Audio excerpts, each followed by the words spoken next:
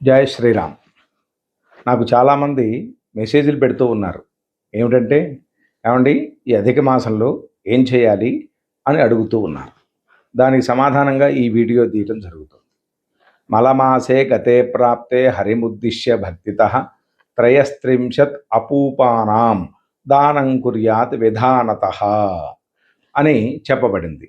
అంటే ఈ నెల మొత్తం కూడా విష్ణు ప్రీతిగా 33 అపూపములు అంటే అరిసెలు ప్రతిరోజు 33 అరిసెలు దానం చేయమని చెప్పబడింది. మరి 33 అరిసెలు 30 రోజులు చేయాలంటే చాలా కష్టం కదండి.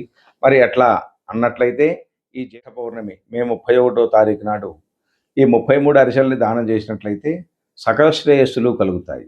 ఆ దానం చేసేటప్పుడు చెప్పవలసినటువంటి మంత్రం విష్ణురూపీ సహస్రాంశు సర్వపాప ప్రణాశన అపూపాన్న ప్రదానేన మమ పాపం వ్యపోహతు అనేటువంటి ఈ మంత్రాన్ని చెప్పి ఈ అపూపాలని అరిసెల్ని దానం చేసినట్లయితే విష్ణుమూర్తి యొక్క అనుగ్రహం చేత సకలమైనటువంటి పాపములు పరిహారమైపోయి సకల శ్రేయస్సులు కలుగుతాయి. స్వస్తి.